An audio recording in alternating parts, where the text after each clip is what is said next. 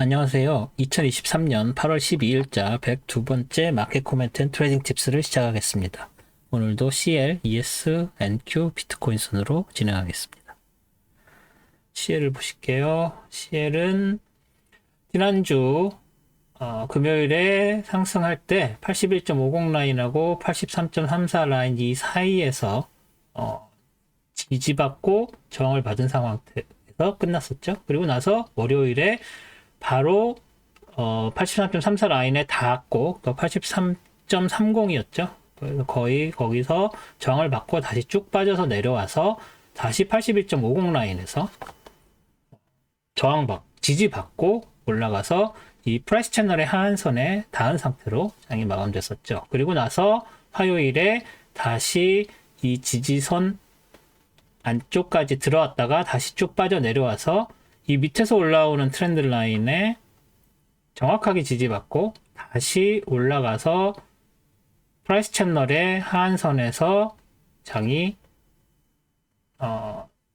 뚫고 올라가서 이 안쪽에서 프라이스 채널 안쪽에서 장이 끝났죠. 그리고 나서 다시 거의 연 3일 동안 장이 여기서 지지받아서 또 타치고 올라가서 수요일에 프라이스 채널 안쪽에서 끝났다가 목요일날 다시 빠져서 내려와서 거의 비슷한 정도의 볼라틸리티를 보이면서 장이 빠지면서 장이 끝났다가 결국 금요일에는 도지만 늘고 장이 마감됐습니다.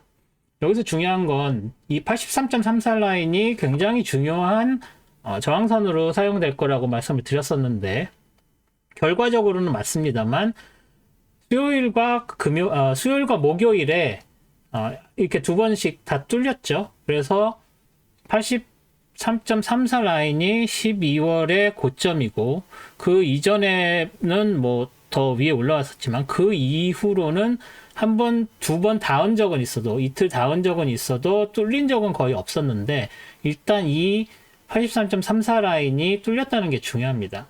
하지만 지금 다시 하루 만에 빠져 내려왔고 그리고 이 금요일에 도지를 만들면서 83.34 라인 안쪽에서 밑에 쪽에서 장이 끝난 상황이 있고요. 또 중요한 거는 이 프라이스 채널이 브레이킹이 되면서 브레이킹이 컨펌이 됐다는 거. 그래서 이게 다시 안으로 들어갈 수도 있지만 더 빠져 내려올 확률이 더 높아졌다는 거. 그렇지만 81.50 라인이 굉장히 강합니다. 그리고 밑에서 올라오는 두 개의 트렌드 라인이 있고 그렇기 때문에 장이 빠진다고 해도 쉽게 빠져내려오기가 어려운 상황이고 그렇다고 해서 다시 위로 치고 올라가려고 해도 83.34 라인이 워낙 강하기 때문에 그리고 그 위에는 프라이스 채널 하한선이 이제는 저항선으로 작용을 하고 있기 때문에 쉽게 위로 올라가지도 못하는 상황입니다. 그래서 아마도 다음 주는 이 빨간색 라인을 가운데로 했다기보다는 저는 이 밑으로 더 빠져내려올 걸로 보입니다. 81.50 라인 밑에 쪽으로 여기서 저항을 받을지 지지를 받을지는 일단은 이 두 빨간색 83.34 라인과 81.50 라인의 이 사이에서 장이 형성된다고 보는 게 맞을 것 같고요. 더 빠져 내려온다고 해도 여기서 더블, 트리플 지지를 받지만 과연 그거를 극복해내고 더 빠져 내려올지 아니면 다시 지지받고 올라갈지 그리고 지지받고 올라간다고 해도 84.34 라인에 걸쳐서 뚫고 올라갈 수 있을지 뭐 두 개 다 세 보입니다. 여기는 트리플 더블이고 여기는 빨간색 라인이 너무 강하고 이 라인 두 라인 안쪽에서 장이 형성될 가능성이 높아 보이고 결국에는 여기 월화수는 그렇게 가겠지만 목금에서는 지지가 더 약해지죠. 그리고 이 위쪽에 있는 저항이 더 강해집니다. 그래서 목요일 이후로는 더 빠져내려올 가능성이 있다. 그래서 월화수는 이 두 라인 안쪽 목, 금 가서는 좀 더 빠져내려갈 가능성이 있다 정도로 봐야 될 것 같습니다. ES 볼게요. ES는 이 밑에서 올라오는 두 개의 프라이스 채널 중 새로 만든 프라이스 채널에 상한선에 닿았다가 2주 만에 빠져서 내려와서 지난주에 이 길게 이 갈색 4528.71 라인 4462 라인 그리고 이 세 개의 프라이스 레벨 사이에서 움직일 가능성이 높다고 말씀을 드렸었는데, 월요일에는 더 빠져내려와서 4,509 이 오렌지색 프라이스 레벨을 뚫고 올라가서 갈색 프라이스 레벨도 뚫고 올라갔지만 결국은 화요일 날 다시 더 깊게 밑으로 빠져내려왔고요. 그리고 수요일에도 볼라틸리티는 비슷하지만 결국은 화요일 종가에서 더 빠져내려오는 음봉을 만들었습니다. 그리고 나서 목요일에도 도지 만들었고 금요일에도 도지 만들었는데 더 빠져내려와서 결국엔 이 그린 라인 4462 라인을 닫고 장이 마감됐습니다. 물론 닿았다가 다시 회복은 했지만 여기가 닿았다는 게 중요하겠죠. 여기서 지지를 받았다는 게 중요하겠죠. 그리고 이 지지선은 계속 유지가 될 것이고 밑에서 올라오는 프라이스 채널의 하한선도 새로운 지지선으로 더블 지지를 받기 때문에 쉽게 빠져서 내려올 수 있을 것 같지는 않습니다. 하지만 역시 동시에 4509, 4528 이 두 개의 강력한 저항선이 있다는 걸 기억을 하셔야 될 것 같고요. 이 저항선들은 지난주 목요일부터 계속 언제까지? 이번 주 목요일까지 두 라인의 모든 봉들이 다 걸쳐 있습니다. 이 얘기는 이 두 라인이 굉장히 강력한 저항선으로 사용이 됐다는 얘기예요. 지지선보다는 저항선으로 많이 사용됐죠. 그래서 저항선으로 사용이 되었다는 얘기이기 때문에 장은 이 근처에서 이 초록색 라인과 갈색 라인 이 사이에서 다음 주에도 계속될 확률이 높고 그 얘기는 하락세가 조금 완화된다고 생각을 해야 되겠죠. 그래서 어떻게 하방 리스크가 더 있긴 하지만 지금까지 내려온 것만큼은 아니고 약간 누그러지는 정도로 로컬리 레인지 무브를 할 가능성이 높아졌다. 그리고 그 레인지는 이 초록색과 갈색 라인이다. 이 정도로 볼 수 있을 것 같습니다. 다음 나스닥 볼게요. 나스닥은 전체적으로는 ES랑 굉장히 비슷합니다. 왜냐면 뭐 떨어져 내려오고 월요일날 다시 치고 올라갔었던 것도 똑같고 하지만 다른 것은 프라이스 채널의 하한선이 돌파가 돼서 컨펌까지 됐다는 거죠. 그리고 내려오는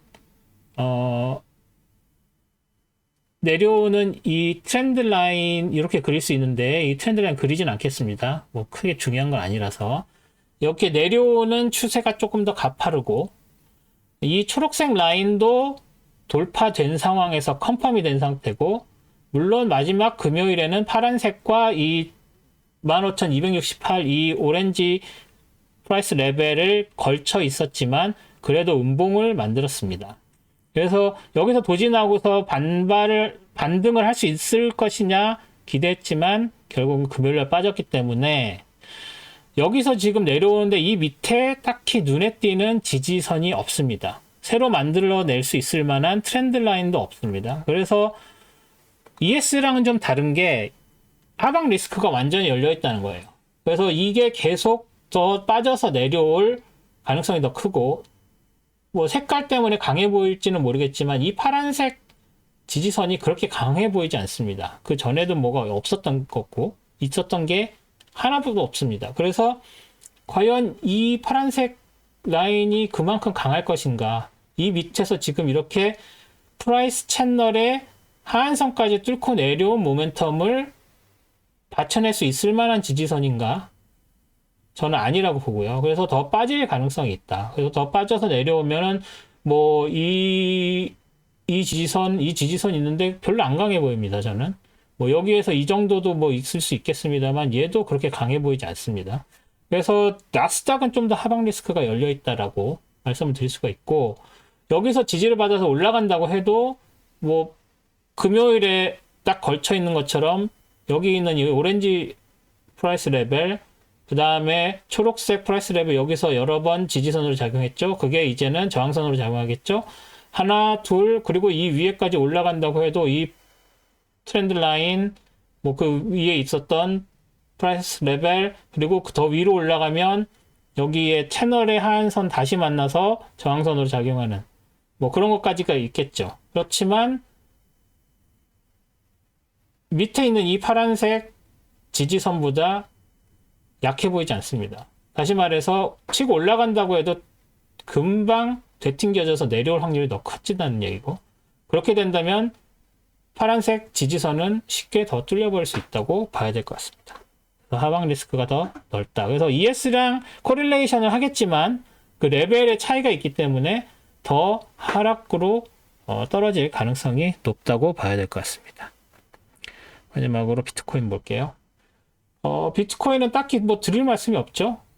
한 가지 더 말씀드릴 수 있다면, 초록색 레인지가 시프트 다운해서 초록색 레인지 밑으로 내려온 것처럼 보이긴 하지만 사실은 저는 그렇게까지 보진 않고, 오히려 이 오렌지 프라이스 레벨과 핑크색 프라이스 레벨 가운데에 이 초록색 프라이스 레벨이 있다. 그래서 이 오렌지색과 핑크색 레인지 안에서 이 초록색을, 이 연두색이라고 해야 되나요?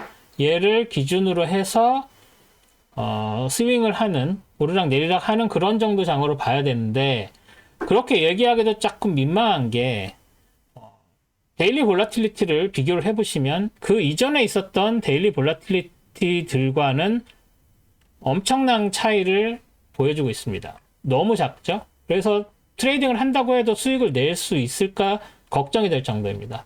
그렇다는 얘기는 차라리 이 핑크 라인이나 여기 오렌지 라인이나 이 두 군데에다가 여기를 만나면 셀, 여기를 만나면 바이, 이런 식의 얼러트를 만들어 놓으시든지 아니면 스톱오더를 걸어 놓으시든지 해서 포지션을 자동으로 잡거나, 아니면 그때 장이 어떻게 되는지를 보고 바로 액션을 취할 수 있도록 만들어 놓는 것이 지금 여기서 눈 빠지게 장을 보시면서 트레이딩 하시는 것보다 훨씬 나을 것 같다는 정도의 제안을 드리고 싶을 정도입니다.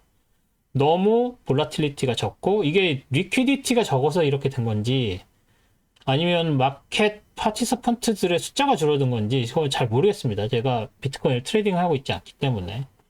그래서 그런 부분들을 좀 고려를 하셔서 이거 보고 계실 때 다른 인스트루먼트를 보고 트레이딩을 하시는 게 수익을 내시는 데 훨씬 더 유리할 거라고 생각이 듭니다. 저는 비트코인만 이렇게 차트 분석하려고 보기 때문에 다른 이더리움이나 다른 그 크립토 커런시들이 어떤지는 잘 모르겠지만, 아마 비트코인이 이러면 다른 코인들은 더 하겠죠? 그래서 그런 부분을 생각하셔서 일단 여기에는 얼러트만 걸어놓고 다른 인스트루먼트에 신경을 쓰시는 게 더 나아 보입니다. 네, 오늘은 여기까지 하고요. 오히려 이번 주는 선물보다는 스톡 차트 어널리시스가 더 재밌을 것 같습니다. 뭐 스톡이 움직이는 게 조금 더 재미있었고, 그 매크로 영향도 뭐 그렇게 크게 받지 않았기 때문에 그런 부분들을 보면 아마 내일 동영상이 더 재밌지 않을까 싶습니다. 이번 주 수고하셨고요. 동영상 봐주셔서 다시 한번 감사드립니다. 내일 스톡 차트 어널리시스에서 다시 뵙겠습니다. 고맙습니다.